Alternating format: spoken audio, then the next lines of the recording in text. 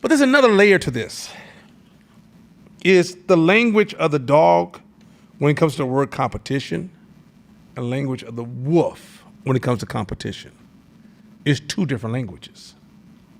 The dog can see it sometimes as being somewhat threatening, and the wolf realize it's just part of my lifeline. Now, I'm going to get into that and give you better descriptions. I gave you a very superficial header, like that clickbait type shit. But now we're about to get into it and get some details. So, Shekinah, you ready to start flowing with me? Yes. All right, next slide. All right, let's go. Competition is a driving force of the biological world. All living things are out to survive and breed as much as possible. This puts them in competition for finite resources like food, status, territory, and mates. This may be between whole species or individuals. The fight for the resources is zero-sum game. The more one individual receives, the less there is for others. So pause for a second. So all living things, include your business, your family, all living things are in a game of competition. Let me say this again. You as a person, even your human body, all living things are in a space of competition, which also means that it's a zero-sum game. Zero-sum game suggests that at some point the resources will run out. And at some point, those who are not strong enough will take a loss. So like say if we all in this room decided to get into the same business in Oakland, at some point those resources will run out. And the dominant player is the one who won the competition. Now, so keep going. So competition is inherently harmful to the losers. Pause. It's harmful to the who? Losers. Therein lies that connection to social justice. Social justice is advocated for fragility over strength. So a lot of times in competition, everybody don't get a trophy. That's not how competition works. This is why there was such a huge uproar when they started giving the kids who came in last trophies. Because you're sending the message that does not translate to the way life works. Not the way you want it to work, not the way you feel it should work. But ultimately, in the game of competition, losers will feel like it's unfair. They won't even like it that much. And if they can get on social media fast enough, they can make losing seem more important than winning. Or how to support a lifestyle of the losers. How to protect the losers. Oh my God, not the losers. They can come on magazines and dressing in fashion called loser fashion. Have songs about, oh my God, I'm a loser and guess what? No one sees me. And guess what? I'm still important. Life says, not so much. Keep going. If a species cannot attain the resources it needs, it will go extinct. So if it can't retain the resources it needs, it will go extinct. Keep going. The availability of resources dictates the types and intensity of a competition. So when things are plentiful, competition goes down. When things are scarce, competition gets real. Gets really real. Now, as we know, winter will come. And when winter comes, will you survive or will you cry like everybody else and go hide? Keep going. The scarcer the resource, the more aggressive the competition. So, keep going, next slide. This is like laying the foundation. Go ahead. Intraspecific competition occurs within species when members fight for the same resource. Mm-hmm. For example, male zebras engage in vicious fights over females. Mm-hmm. The urge to spread their genes is so strong that losers may die in the process. Mm-hmm. That, by the way, that's very human as well. Go ahead. Male zebras will also kill the offspring of rivals. So wait a minute. You said that the male zebra will even kill the offspring, the children of the rivals? Keep going. Interspecific competition occurs between species. If they live in the same area and need the same resources, they're forced to compete. Trees in a forest compete to grow the tallest and get to the most sunlight. All species are constantly engaged in both types of competition. So all species are in this interspecific, especially in your own community, you're in competition. Your own friendships, you're in competition. Competition is at the heart of everything around you at all times. Oh, your kids are in competition. There's constant, the person who doesn't see, Charlie Munger said, when at all times and if all possible, always think about incentives. I would add, when at all times, always think about competition. It is, you don't get to exist without thinking about competition. Keep going. The distinction is not as clear-cut as it might seem. Mm-hmm. Everything a species does impacts others within the same ecosystem. Mm-hmm. Competition can be direct or indirect. If living things must actively fight each other for a resource, it's direct. If there's no confrontation, it's indirect. So you could be in competition and not even see your competitor. Your competitor could actually not even be another person. It could be an item. It could be a system. It could be a trend. It can be a device. It could be, there's all kind of things that could be your competition that are not necessarily other human beings. Next slide. We cannot understand any of the biological mental models without also considering competition. So you can't understand most mental models, meaning you can't understand strategy in business without understanding without competition. Let me say this one more time. You cannot understand business strategy without understanding competition. If you don't understand competition, your relationship to strategy is trash. And trust me, I barely ever hear business owners in my community articulate the importance of competition. It's almost because competition feel like it's a threat to you not feeling like you're good enough, as opposed to accepting that it's the game you just chose to play. It's like if you join a team and everybody on the team loves you and you're having a great time and you get to show up all the practices and you even get a chance to sit on the bench, you can easily forget you're in competition. And even though we're laughing and joking with each other, if you slip up, one of those players can't wait to take your place. But it ain't personal. Or in competition, I can battle with you all day long, lose, and want to have dinner with you and say good battle. It's not personal. Comparisons are, not competition. Big difference. Let's keep going. Next slide. Wait, we didn't finish. So, okay. We What's the next slide? What's the next slide? I thought we had to read the smaller paragraph under. Okay. Right? Huh? Yeah, so real quick. So let me say one thing about this death part of competition. Do you realize that competition destroys the weaker member, but the weaker member must die for the system to be healthy? That means weak businesses have to die for stronger businesses to exist. Have you guys been paying attention to how every time a business goes out of business in the Bay Area, it's news now? Oh my God, this restaurant's closing. Oh my God, this business is closing. Oh my God, this other business is going. Even if that's your business, your death is because you're not strong enough. Now, what follows you is something better. And us as consumers benefit from that. If you want to have a community of bad restaurants, let them be subsidized. If you subsidize a whole bunch of restaurants, subsidize a whole bunch of failures, we will go to restaurants. For example, in the Bay Area right now, the restaurant experience is it's deteriorated a lot. I'm a restaurant person. Kaja, I'm not sure how long you've been in the Bay Area. But it used to be a time, if you spent $200, $300, you had great service and amazing food. Now you get somebody come in and you walk into a restaurant, there's a tone of entitlement. They even turn a tip around for at fast foods, right? A lot of that comes from because we've subsidized so many mediocre businesses, one way or another, for multiple reasons, multiple angles. We didn't let competition run its course. If you have 20 coffee companies and they're not closing anytime soon, or say there are 20 coffee companies in a small area, that means competition is not working. If competition is working, then you will have great restaurants in an area that's be known for their great coffee area, because the great coffee companies destroy the weaker companies.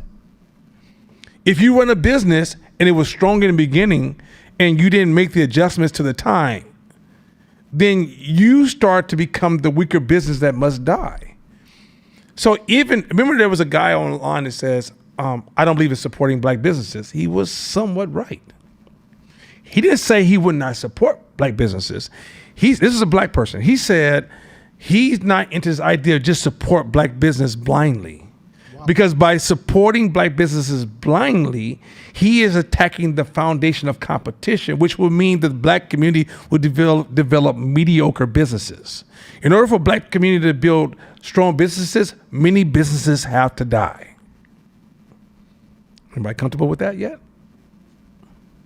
It's the game we in.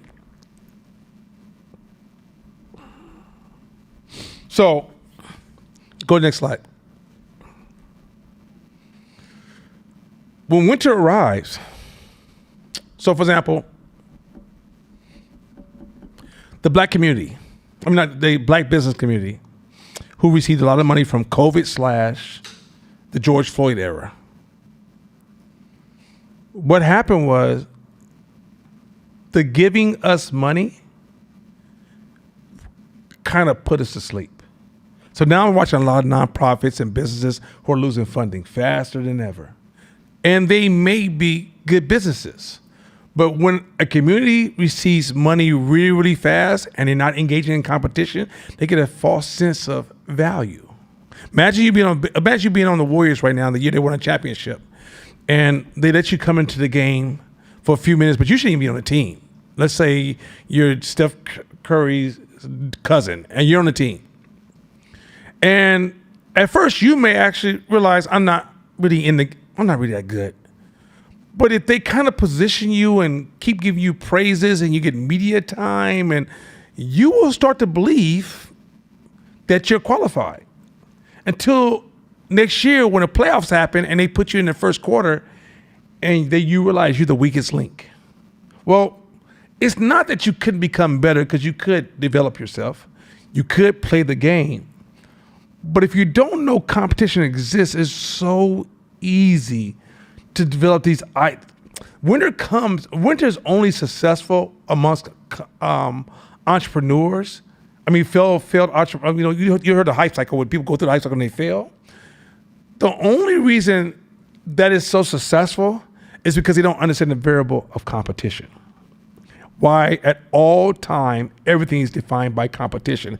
If money's coming in really, really fast, your brain should say, this is dangerous. This is not safe. I'm not earning this. I don't even know how good I am. I'm being rewarded, and I can't by no means can I identify how this puts me in a valuable position as far as competition to maintain my position.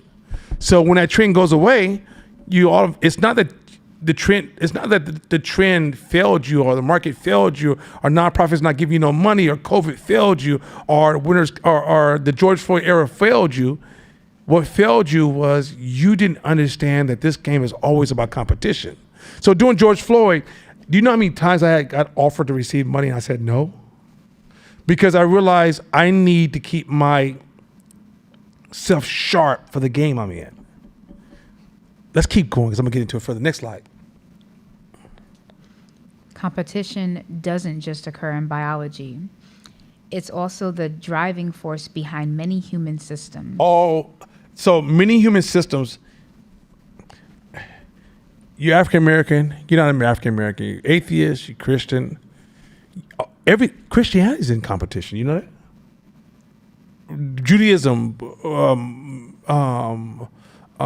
Islam, all this stuff is in competition at all times. Buddhism, it's in competition. Because if it doesn't understand competition, it won't be around much longer. If you want any human system to stay alive, you have to understand the variable of competition. Keep going. The upsides of competition is that it forces improvements. Competition is an important concept in business. So go back to that one second. Let's go back to that sentence. The upside of competition is that it forces improvements. So competition is something you don't fear. It's your lifeline. It's what gives you energy. Most entrepreneurs get our energy from competition, not willpower, not shoulds, not dreaming, not fear. You pull all of your energy, a lot of your energy that gets you up every day and makes you move a certain kind of way, the energy that makes you serious, focused, details, all the stuff that we're doing the way, if you watch me, watch Court, watch Mashama, the way we move, it's that way behavior is driven by the energy force of competition. But if you write competition in your mind incorrectly, what it does, it becomes this thing that you kind of want to ignore because you just want to focus on, I'm doing a good job and the world should see me for what I'm doing. The world don't give a fuck about you like that. Competition says, matter of fact, relativity, the reason we believe in relativity so richly is because if we don't stay relative to our clients and if we don't compete to be better than our competition, then we don't exist. So that means that the days he gets lazy, he knows he can't because competition is like this. It's always at your door. And then not only the people competition, as trends in industry and technology and intervention and innovation kicks in, that's also his competition. Right? If humans decide they want to do something different than they did before, that's competition. And he has to be aware of that at all times. Once he gets to the point that he thinks that he has arrived, he's good enough, he's doing a great job, he's amazing, he is disrupting his pure relationship with competition. Competition says, fuck how you feel about whether you're a good person or a bad person. Tomorrow, they're going to win the game if you don't get your shit together. So some of y'all get caught in this like, I feel really good, I don't like this, and I like this, and I'm really uncomfortable with this. And competition says, okay, why are you stuck in this little fucking emotional cycle? Competition's about to pass your ass up. So we gotta pull our pants up real fast, tie our belt, and get back to work because at the end of the day, competition's coming. It's our lifeline. Let's keep going. Companies are constantly fighting for market share.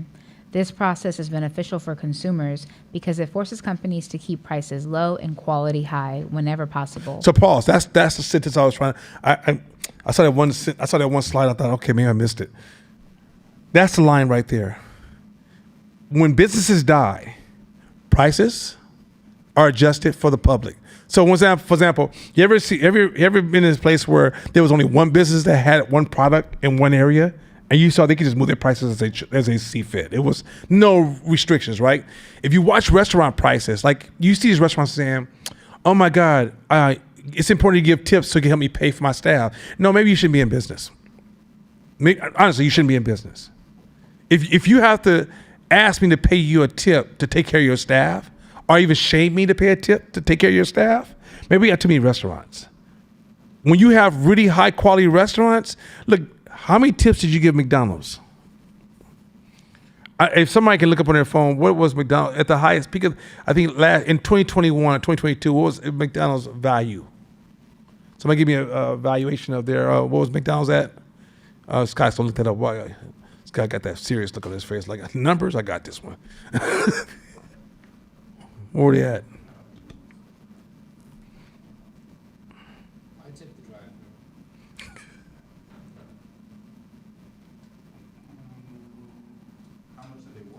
Yeah, what's their value?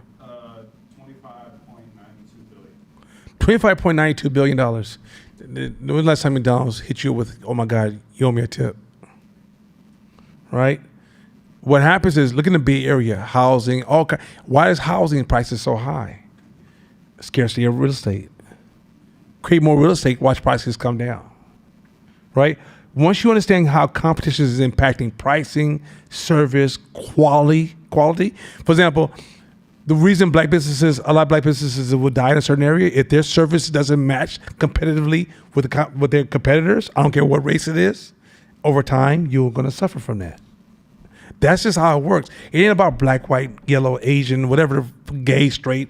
It's about competition. Once you understand how competition works, you don't get to hide behind, but I'm bringing value. I'm doing good things. I work really, really hard. I'm a very intelligent person. I'm highly educated.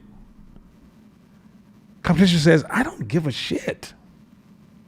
And who benefits from that? The consumers. Competition is how you could keep capitalism under control. You remove competition from capitalism, capitalism can become a dangerous animal.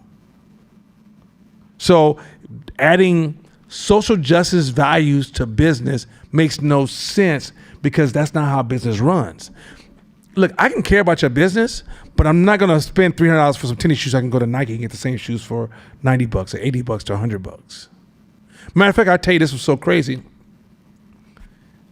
The expensive industry is playing one game, but most clothing companies that come with, like for example, Nike will introduce a pair of shoes for $200, but everybody knows in the retail industry, the sales part of the industry is the biggest part of the industry. It's no longer the value. Like so if I'm selling these to the general market, I'm selling tennis shoes at 180. Everybody knows you can go online and find those shoes for 120, 110, 160, 140, 130, right? Competition's changed the game. It keeps it where it's a friendly market. You want to see yourself get pushed out of the market? Remove competition. Keep going, Shabish. Oh, that's wow. Shakina. By the way, we called Jasadi Jakina when he's reading. Look at here. Monopolies. When one company dominates an entire market and customers have no other option. And are discouraged because and are discouraged because they allow for abuse and create stagnation. So that's what happens when you have one company controlling a market. It leaves room for that company to create market abuse. Next slide.